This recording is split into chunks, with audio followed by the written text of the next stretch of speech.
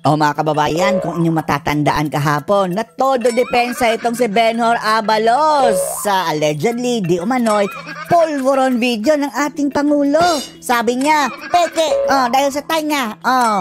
Kaya naman ngayon mga kababayan, binakbakan siya ni Dr. Loren Badoy. Ano ba daw maaasahan natin dito kay Abalos? O syempre, birds with the same feather flock together. Ika nga sa kasabihan mga kababayan. Kaya ang malaking katanungan ito si Dr. Loren Badoy dito kay Benhur Abalos. Los. Ay bangag ka rin ba? Dahil mayroon daw mga usap-usapan mga kababayan naggumagamit rin daw ito si Abalos. Kaya tinatanong siya ni Dr. Loren Badoy, naggumagamit ka rin ba Abalos? Bangag ka rin ba? Panoorin po natin itong mainit na mga salita itong si Badoy mga kababayan. Pero bago po yan, huwag niyong kalimutang mag-subscribe dito sa ating bagong channel. Backup channel po ito mga kababayan dahil na ating main channel ay pinag-iinitan na naman. Mayroon tayo backup dito sa kabilang studio natin. At naka-BMW tayo dito. BMW, buhok mo wig. Doon sa kabila, sombrero. Subscribe naman mga kababayan in case mawala yung ating channel na main. Panoorin po natin. Nandyan din si DILG Secretary. Naku po, pinagsama talaga.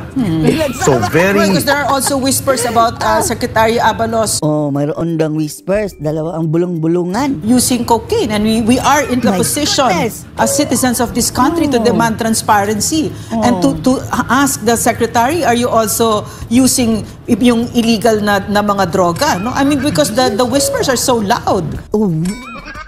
Masyadong malakas ang bulong-bulungan mga kababayan dahil eto diba? Usap-usapan sa social media yung pangiwi-ngiwi din ito si Abalos, no? Kaya tinanong siya ni Dr. Loren Badoy na, are you using cocaine as well? No, and we are... Katanungan lang yan ha. Yes or no lang naman Abalos. In a position to ask that and to demand an answer. And for them, it is their accountability to respond to the point where we are satisfied with their answers. Yes. Kaya nga... natin kung aamin. Siguro magpapadrug test din sa hair follicle. Pero paano na yung buhok ni Abalos? Parang wig yun, di ba? Parang walang... Parang... Simulat sa pool, ganyan na ang kagaya ni Arnold Clavio, buhok na wig, BMW. Pwede rin bang hair follicle yung wig? Ewan na natin kung wig ba talaga itong buhok ni Abalos. Ma'am Noreen, isa sa mga bagay na gustong-gusto natin ay syempre tumugon naman ang ating Pangulo, magsalita siya, patungkol sa inilabas, hindi ko alam. Dalawa na natin panawagan mag-drug test si Abalos at si PBBM. Sinabi na bago lang, naku napanood na po ba ito? Sa akin, malamang sa malamang. Alam naman. Baka pinapahal ko para supili na naman. Ang karapatan natin nun ay ibunyag itong katotohanan. In fact nga, as soon as pinalabas, it was taken down. Na-remember yun yan mga kababayan? Yung nahuli daw mga good item na tune-tuneladang shabu. Ano nangyayari? Parang wala na nangyari mga kababayan at naka-fronta pa dyan si BBM. Nakala mo spokesperson.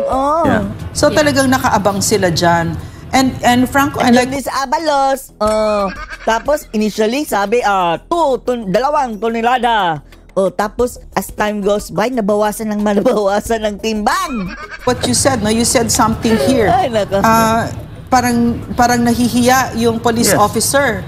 And yet his president walang hiya, hindi nahihiya. Walang kapasidad mahiya. Tingnan mo naman yung it's so cringing na napanood mo ito. It's so amateurish. And you can see the caliber of thinking that's going on here. And as a medical doctor, that concerns me because now it really ties up very clearly with the video that that Maharlika just showed us, that just showed the whole world. This botched up and bungled up and talagang pure buffoonery na spectacle ng drug bust na yan na wala namang nangyari. Ano nangyari na yun? Tapos ang sabi mga kababayan, may special pa daw na kulungan yung driver na nahuli dyan. It's a clear indication, and it ties up very neatly with the mental condition of this president. Kaya nga, mami, nakakatawa nga yan. Dahil even yan tahimik na wala na nangyari. Wala na nangyari. Ayan ang dapat. Inuna pa si Kibuloy, ng 10 million na reward. Tapos etong nasa suspect nitong mga drug bust itong mga kababayan. Parang nakalimutan. Tinututukan ng ating Pangulo. Asaan na? Kaya nga marami nagre-reklamo, ano po ba to? Para saan po ba ang ginawa niyo panguhuli? Dahil sabi mga kababayan ha, na hindi naman daw talaga operasyon yun, naharang lang sa sa checkpoint. Cheesy masyado. Una sa lahat, yung ginamit na van ay hindi magkakasya yung ilang tonelada na shabu. Doon pa lang, palpak na sila. Palpak na. Pangalawa, yung ating pulis dyan na para naawa po ako. Kung meron tayo footage, can we together with the audio? Yan Yeah, could we have it with the audio? Para mapakinggan natin. Grabe, Yan. parang Nagbawalan pa ni PBBM, Huwag ka masyadong magdetalye. Dito kasi yung tabla. Wala siya dyan Yeah. I had no choice. Yeah, play. Also, he cannot, before you start asking questions, I'll warn you, he cannot talk about operational details. He cannot Kaya talk. pag bigla kaming sasapat at sasabihin namin wag siyang sasagot, that's because it's still ongoing. But he can tell you what happened. He can tell you what happened. Ano ba talaga? Sabi, hindi siya pwede magsalita ng detalye. Wala, na-blanco na. Ano po nangyari? Wala na po nangyari sa kaso na ito mga kababayan. Ewan na natin kung ano nangyari. Nasira na ba yung mga shabu? Pakilala ka. Wala na. Tameme. Kaya po mga kababayan, nasabi ng marami. Alam mo sa training sa military at saka sa police, walang training para makakaharap sa press. Kahit kumarap sa bala, kaya namin, pero kumarap sa press. So, magandang umaga po sa ating lahat sa ating mahal na Pangulo. Sir, sa lahat po narito. Sa ngayon po, hindi pa po kami makakapagbigay ng eksaktong detalye ng pangyayari kung paano namin nasabat itong gantong kalaking halaga kasi umuusad pa rin po yung aming investigasyon. Hanggang ngayon mga kababayan, ilang buwan na. Hindi makausad-usad. Na-stall. Ano po? Ayaw po namin makompromiso yung mangyayaring wala man lang nakulong. Yung driver lang, pero ewan lang natin ano nangyari at na. may sampa po Dapat sana sa ibang bansa, bitay na yun. namin yung Kung Pilipino yan mga kababayan, nahulihan lang ng ilang kilo na droga at hindi pa nga sa kanila yun, pinadala lang dahil na human trafficking, bitay agad na Pilipino. Dito, tuni-tunilada. Espesyal na kulungan. kaso laban At ewan na natin, wala na nangyari. Nakalabas na ha. po dun sa tao. Yun lamang po at maraming salamat po. Gawawa naman. Yan. Tawanan. Ma'am, grabe no? Masabi Yan po lang ma'am. po, exhibit A mga kababayan.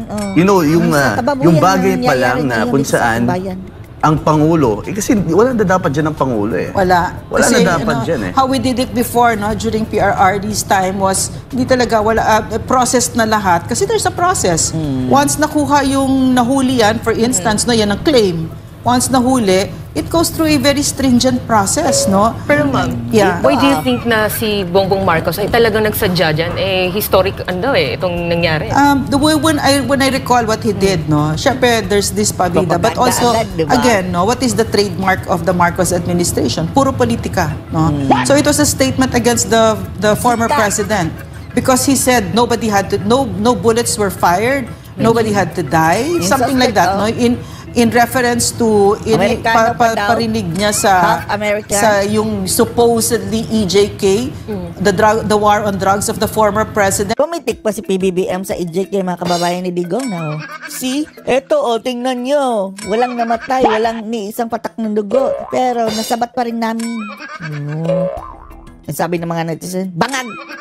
Which 88% of Filipinos approved of. And this one, look at this, yung arrested suspect was an American citizen, am I correct? And where is he now? I think Army. Ewan na natin anong He's nangyari gone. dito. And he had no license, and ang claim was that nasa checkpoint, pero wala siyang lisensya. Sa ibang bansa yan mga kababayan. Sa ibang bansa ito nangyari, bitay Wala siyang na. cargo na drugs, pero dumuli siya doon sa checkpoint. Yeah. Diba? Nagpa-check siya. Anong kalidad ng pag-iisip? Sobrang daming irregularidad sa nangyari ito. Yeah. And I think siguro isa sa gustong ipakita dito ni Bongbong Marcos, merong war on drugs na walang dugo talaga, na parang he can do it better. Then, Tapos ang allegation sa kanya ay gumagamit ng droga. Former President Rodrigo Duterte, by the way, all over the world, pinuri siya ng mga leaders dahil pinanindigan niya na talagang magkaroon ng kampanya kontra illegal na droga. And yet, dumating siya na para bang, hindi ka ano yan, kaya natin ng walang mga... Ngayon, opposite ang nangyayari kay PBBM, mga kababayan, no? Dati, war on drugs, ngayon, parang... Ang akusasyon nga sa presidente, nag-good item, ganyan. Walang mga mamamatay. Yun yung sinampal niya sa atin, which is clearly, questionable po ito, Bongbong Marcos, na parang bigla na lang pinatay ang issue na ito, and now, mukhang bumalik sa kanya. Ano masasabi niyo dito, mga kababayan? Lalong-lalo na sa unang sabi ni Badoy, na totoo ba, Abalos, ang mga bulong-bulungan? May malakas ang mga bulong na bangag ka rin, gumagamit din na cocaine. Ano sa tingin niyo, mga kababayan? Gumagamit nga ba ito si Abalos? Dahil ganyan-ganyan daw. Ano masasabi niyo dito? Post your comments below.